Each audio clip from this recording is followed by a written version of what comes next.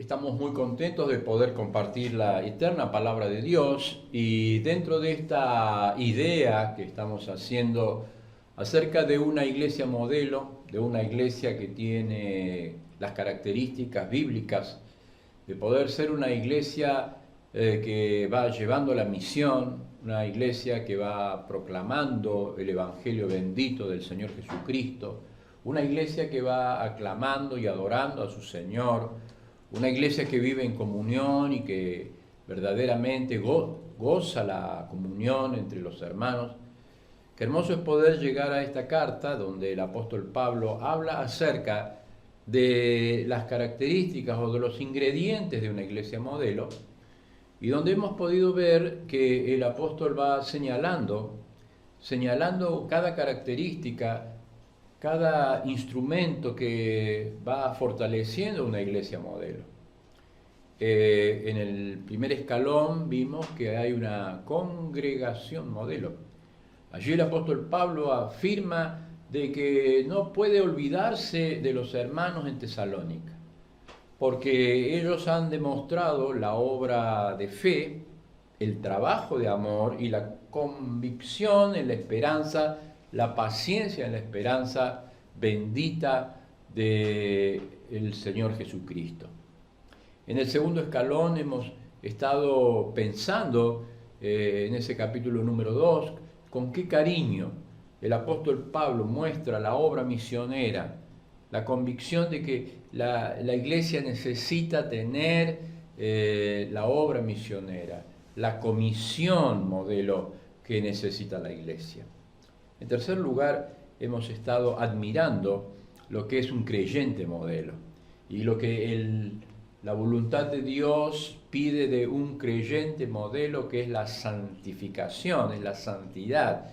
Y qué hermoso es poder vivir la santidad, decirle al Señor: Señor, necesitamos que tú nos limpies, que tú nos quites todas las manchas, las arrugas y las cosas semejantes, que tú quites todas las heridas y que tú quites todas aquellas grietas que puedan estar siendo tapadas y ocultas, y no seamos sinceros delante de ti.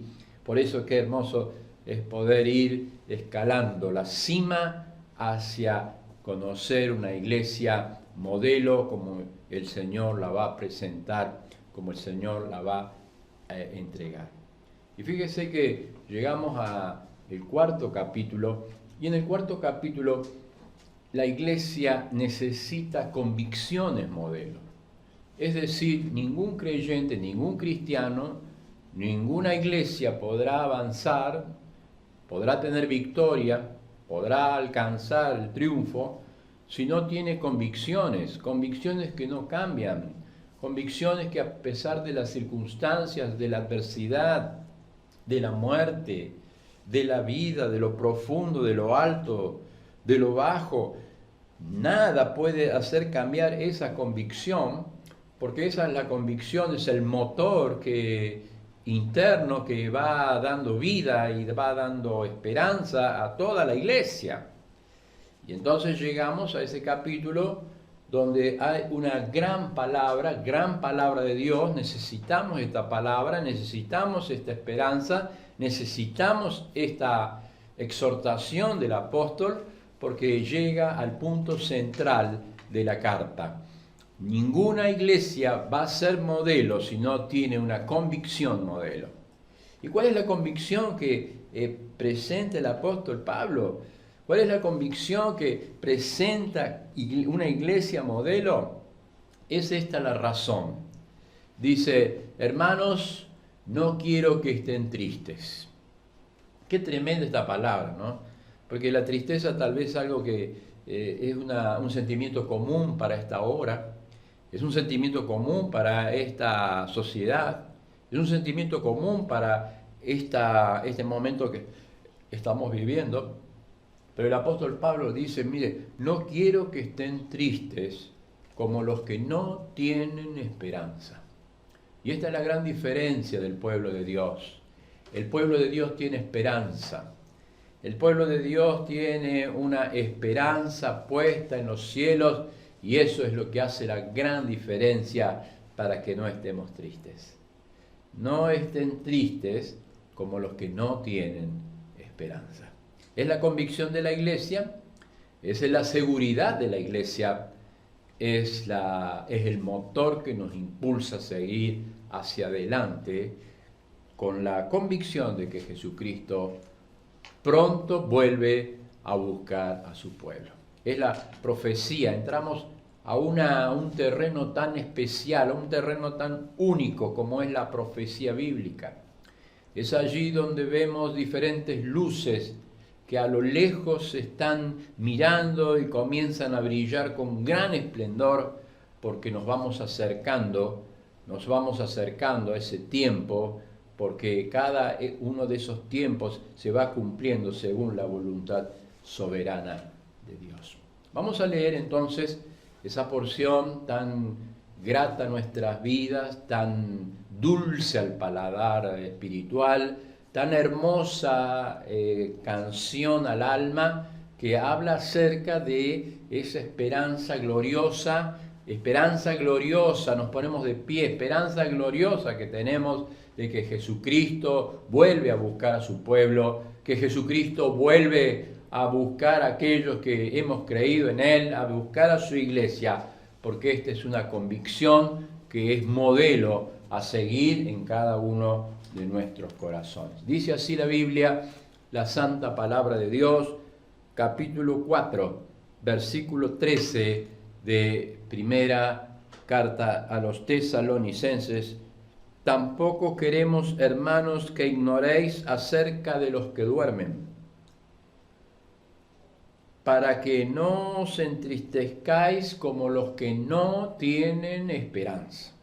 Qué hermoso encabezamiento de esta porción. Ahora llega el momento, está hablando de una iglesia, está hablando de un modelo, está hablando de las medidas que tiene que tener una iglesia que quiera seguir avanzando, una iglesia que quiera seguir creciendo, una iglesia que quiere seguir multiplicando.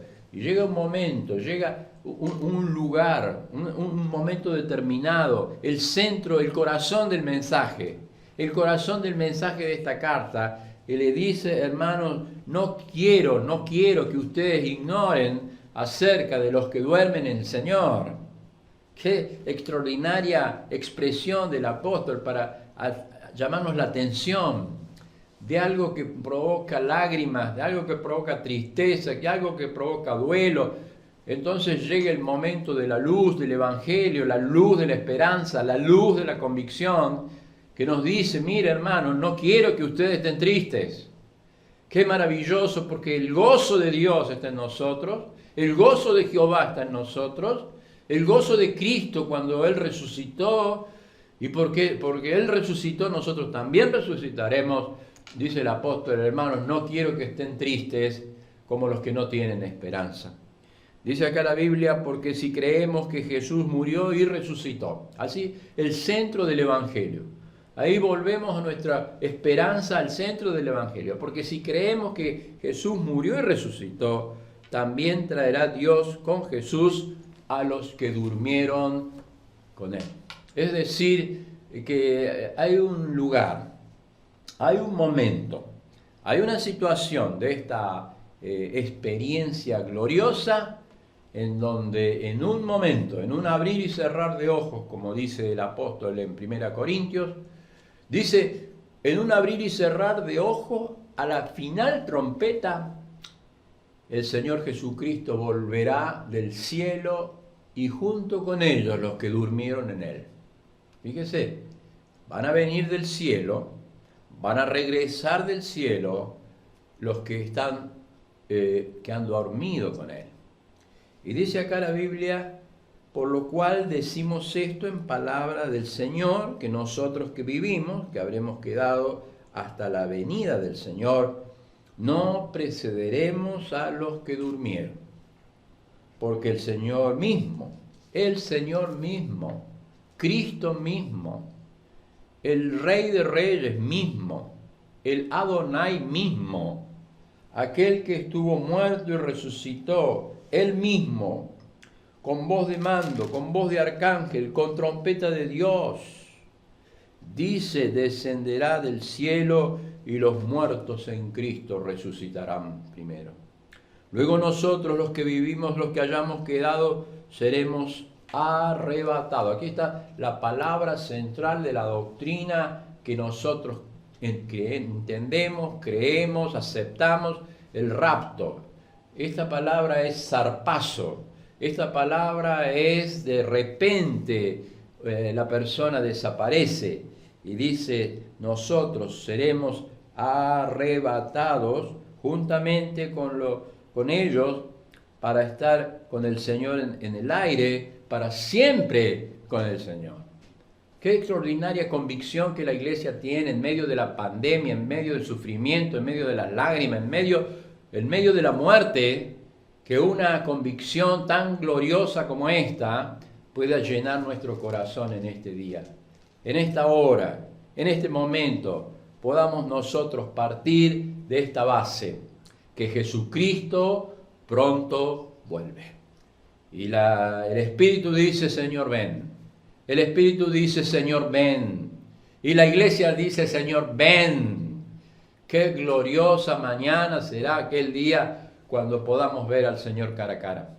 Qué hermoso será poder ver al Salvador, aquel que ha dado la vida, aquel que dio su vida en rescate por nosotros, aquel que dio su vida para que tengamos vida abundante.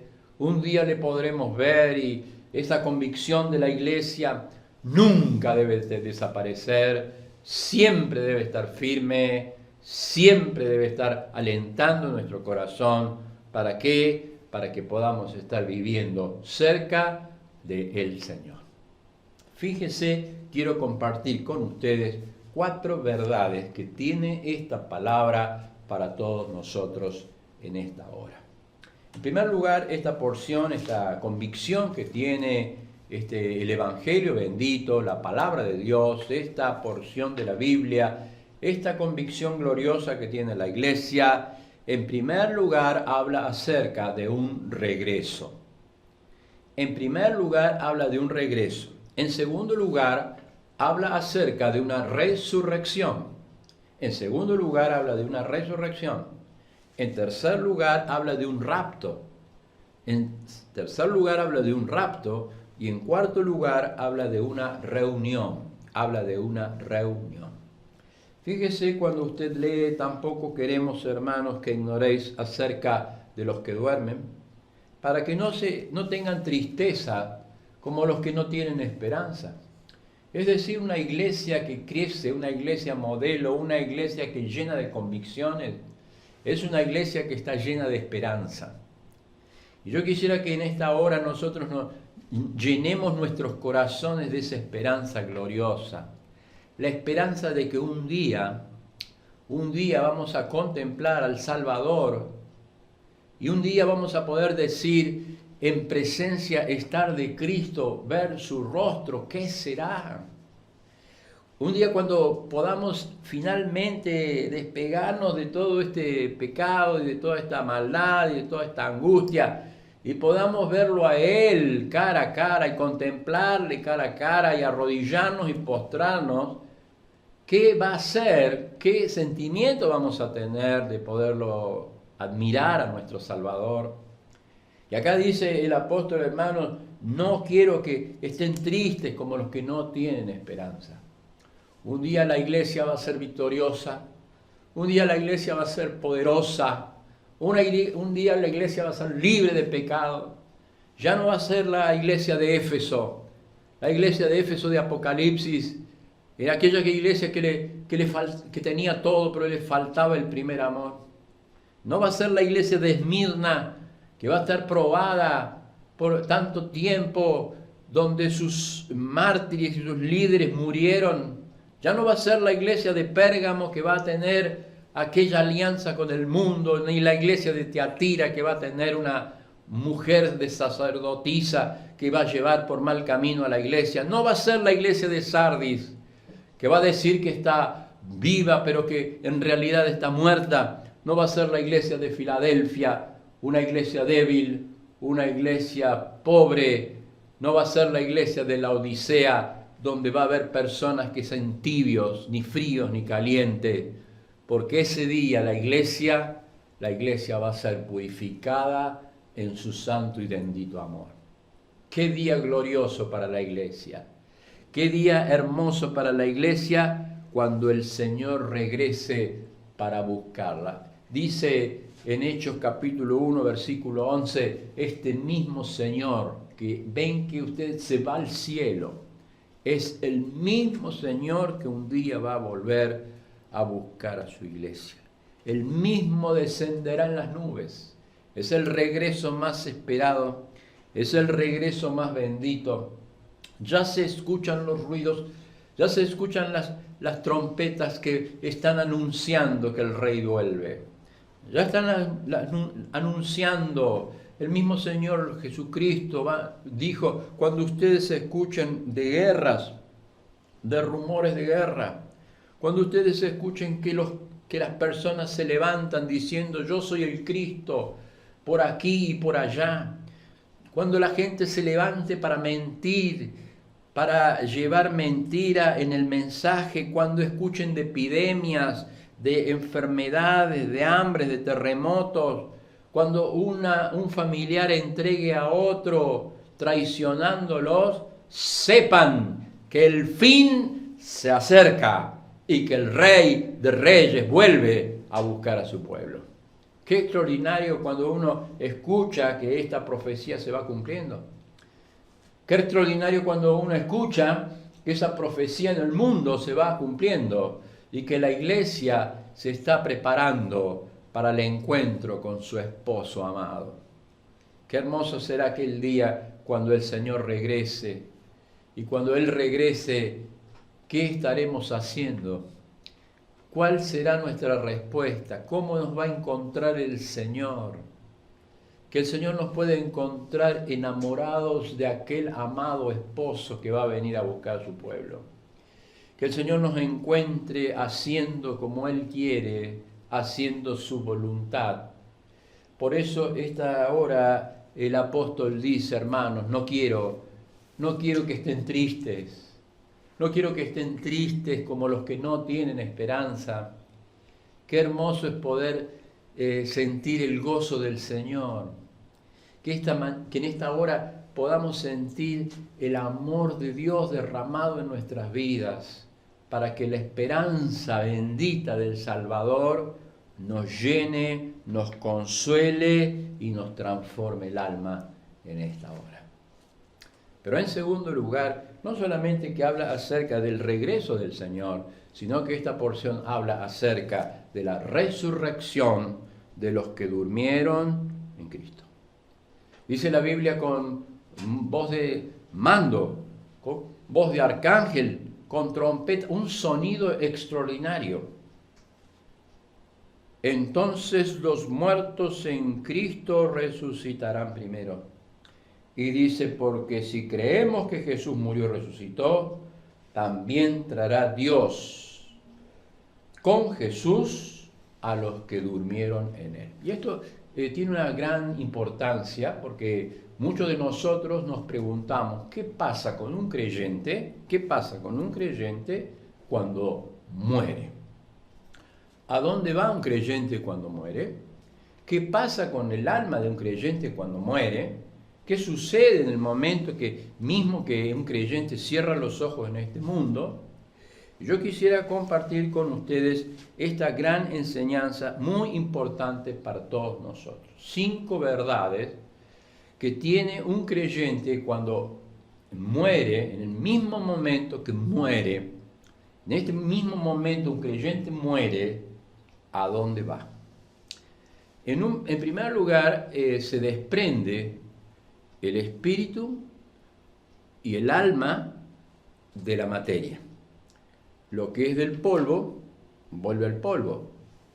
Y entonces la carne vuelve a la tierra de donde fue tomado. Pero el espíritu y el alma, dice la Biblia, son eternos. Vuelven a Dios que lo dio. Y fíjese una cosa, no solamente esto, sino que dice la Biblia, el hombre y el corazón del hombre tiene eternidad. Esa eternidad va a ser pasada o con Dios o sin Dios.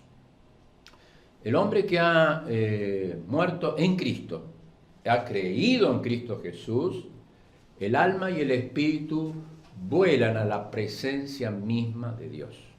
En primer lugar, todos los creyentes que mueren en Cristo Jesús, en primer lugar, anótelo esto, están conscientes. Es decir, todos conocen que han ido a la misma presencia de Dios. Dice el apóstol, cierra los ojos en el mundo y los abre en la presencia de Dios. Cierra la conciencia en este mundo y la abre en la misma presencia de Dios. Es decir, todo creyente, en primer lugar, está consciente. En segundo lugar, todo creyente reconoce en qué lugar está, reconoce la persona del Salvador, reconoce que va a estar delante de la presencia de aquel que nos amó y que nos salvó y que murió por nosotros, así como se reconocieron las personas en las parábolas que el Señor Jesucristo contó del rico y Lázaro, así como reconocieron a Abraham y a Moisés, así van a reconocer que realmente las personas se reconocen en ese tiempo y en esa condición y en esa situación. En tercer lugar, el que muere en Cristo está consolado permanentemente, porque en el cielo no van a entrar las lágrimas, en el cielo no va a entrar enfermedad, en el cielo no va a entrar nada que nos separe, porque Él va a enjugar las lágrimas de todos nosotros. Qué maravilloso será ese día cuando el creyente entra en la presencia de Dios y el creyente es consolado para siempre. Ya no hay más lágrimas, no hay enfermedad, ya no hay más dolor, ya no hay más llanto. Qué hermoso es poder tener esta convicción. En primer lugar, el creyente está consciente. En segundo lugar, el creyente reconoce. En tercer lugar, el creyente está consolado. En cuarto lugar, el creyente está bienaventurado, porque dice, bienaventurados los que de ahora en adelante mueren en el Señor. Pero en quinto lugar, y tal vez lo más importante que tenemos que tener en cuenta hasta este momento, es que el creyente, aunque está consciente, aunque reconoce, aunque está consolado, aun cuando está bienaventurado, está un creyente que está incompleto. Porque ese creyente está esperando el glorioso día que dice aquí la Biblia. Si creemos que Cristo murió y resucitó, así traerá el Señor a los que durmieron en Él. ¿Para qué los va a traer estos creyentes que están incompletos? Para que cuando el Señor venga a buscar a su pueblo, ese espíritu y esa alma que ha sido bendecida por la presencia, se reúna a un cuerpo glorificado. Y entonces los muertos en Cristo resucitarán primero. Por eso estamos esperando el día de ese sonido único, la trompeta de Dios, la voz de mando, la voz de arcángel. Estamos esperando una maravilla para ver los muertos en Cristo resucitando primero. Pero en tercer lugar, nos animamos porque habrá un rapto. Es decir, nosotros, los que vivimos, los que habremos quedado hasta su venida, seremos en un abrir y cerrar de ojos transformados. Nos cambiará. ¿Cuántas veces hemos llorado por los dolores? ¿Cuántas veces nuestro físico ha sido incapaz de superar las enfermedades? ¿Cuántas veces nuestro corazón ha sido incapaz de superar el pecado o los malos hábitos? Y sin embargo, un día, en un abrir y cerrar de ojos, sentiremos el milagro más grande que puede haber, seremos transformados, porque Él nos cambiará. ¿Qué convicción más extraordinaria? ¿Qué esperanza más gloriosa? ¿Qué argumento que lleva la vida hacia adelante? ¿Por qué? porque los que esperan en Cristo van a ser transformados. Nos cambiará. Esta es la meta al fin del correr. El Señor no tarda su venida, como algunos la tienen por tardanza, sino que Él es paciente para que todos procedan al arrepentimiento, a aceptar a Jesucristo, a rendirse con amor. El arrebatamiento es una de las doctrinas que creemos nosotros. Ha de establecerse antes de la tribulación. Y Dios nos va a sacar de este mundo a su iglesia para prepararnos, para purificarnos, para hacernos pasar por el tribunal de Cristo y para preparar una iglesia gloriosa, que no tenga mancha, que no tenga arruga. Es la convicción que tenemos, la doctrina que tenemos, y por eso es este momento que predicamos el Evangelio. Él puede venir a la medianoche, Él puede venir a la madrugada, Él puede venir en esta cuarta vigilia de la noche donde ya la mañana está apareciendo, pero el Señor va a volver y va a volver a buscar a aquellos que son suyos. Nos va a raptar, va a sacarnos del mundo. El mundo va a seguir viviendo, el mundo va a seguir trabajando, el mundo va a seguir pensando en todas sus ideologías, pero la iglesia gloriosa va a ser una iglesia que haya salido del mundo. Pero en cuarto lugar, no solamente que esperamos un regreso, no solamente que esperamos una resurrección, no solamente que esperamos un rapto, sino que esperamos una reunión. Porque dice, luego nosotros los que vivimos seremos arrebatados para estar con el Señor en el aire y así estar para siempre con Él. Ya no va a haber el tiempo, no va a existir el tiempo porque Dios no tiene tiempo, Dios tiene eternidad. Y en esa eternidad gloriosa vamos a estar para siempre con Él. La iglesia está esperando a su Señor. La iglesia modelo es una iglesia que habla del cielo, que está esperando el cielo, que desea el cielo, que anhela el cielo. La iglesia modelo es una iglesia que anhela el cielo glorioso prometido que el Señor tiene para con cada uno de nosotros. Y podamos llegar ese día y cara a cara contemplar a aquel que tanto bien ha hecho por nosotros. ¿Cómo estamos viviendo este último tiempo? ¿Cómo está nuestra convicción? ¿Cómo estamos esperando al Salvador? Hay una anécdota de la Segunda Guerra Mundial. En la ciudad de Hamburgo, allí en Europa, todo estaba destruido, todo estaba caído, y muchos familiares no regresaron de la guerra. Es más, fíjese que en muchas ciudades de Europa se hicieron plazas, monumentos, donde decían, bueno, aquí está en honor al soldado desconocido.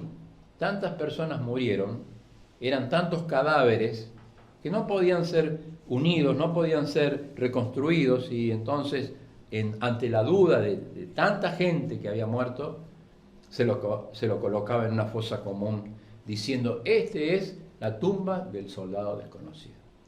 Fíjese que cuando Cristo vuelva, va a reconocer a cada uno de aquellos que durmieron en Él. Y Él los resucitará. En la ciudad de Hamburgo llegaban los trenes que habían estado en la guerra. Muchos familiares iban a esperar a los soldados que en general venían mutilados, sin una pierna, sin brazos. A algunos le faltaban los ojos, algunos habían sido quemados completamente, pero habían salvado sus vidas y llegaban y eran recibidos por sus familiares. Cuando llega un contingente, dentro de esa gran multitud de soldados, un soldado lleno de heridas esperaba a ver su familia después de 2 años, después de 2 años sin saber de él, perdido en el campo de concentración, perdido en el campo de batalla. Entonces se van todos, llenos de lágrimas, de abrazos, de saludos, se van todos, y él queda solo. Entonces él comienza a buscar a su familia, comienza a tal vez volver a su pueblo. Y cuando llega a su pueblo y llega a su casa, él encuentra todo cerrado, encuentra todo vacío. Entonces va por la puerta de atrás, trata de subir por un lugar, por una grieta, y se escabulle y puede entrar adentro de la casa, y en medio de la penumbra se sienta en un sillón para esperar las personas, para esperar su esposa amada. Fíjese, un soldado, 2 años que no estaba, no sabía nada de él, se sienta para esperarla. Y en medio de la noche, en medio de la oscuridad, sentado allí en la penumbra, escucha el ruido de un auto que llega a la casa. Y cuando llega a la casa se ve detrás de la cortina a su esposa. Y cuando la ve a la esposa, ve a otro hombre. Ve a otro hombre que baja y que amorosamente la abraza y que amorosamente la besa y que amorosamente no la deja. Qué tremendo para él, porque es un impacto, es algo que es tremendo. Entonces, sin decir nada, salta por la ventana y se va y desaparece para siempre. Y entonces él va a decir, cuando le preguntan, ¿cuál ha sido la tristeza más grande que usted puede haber tenido? Y entonces la gente pensaba, bueno, debe haber sido una bala que él vio cerca de él, una bala de cañón. Él vio una explosión cerca, algo que lo quemó, algo que lo impactó. Y él dijo, ni una esquirla de bala me hirió tanto como ver a mi esposa abrazada a otro hombre. Y esto nos enseña, hermano, que la iglesia de Cristo, al único que tiene que abrazar es al Señor. A veces nos abrazamos a las cosas materiales, a veces abrazamos a este mundo, a veces abrazamos a las riquezas de este mundo, creyendo que estas riquezas van a durar para siempre, pero nada más grande hiere el corazón de Dios cuando su pueblo adulteró tras los ídolos. Nada hirió más el corazón de Dios cuando el pueblo bailó detrás de los Baales. Por eso en esta hora, la iglesia modelo, la iglesia que tiene una convicción, es la que está esperando. No importa, pasan los años, está esperando que de los cielos se abran las nubes para decir, aquí viene el Rey de Reyes y el Señor de Señores. Que el Señor nos ayude a que todos tengamos una iglesia modelo.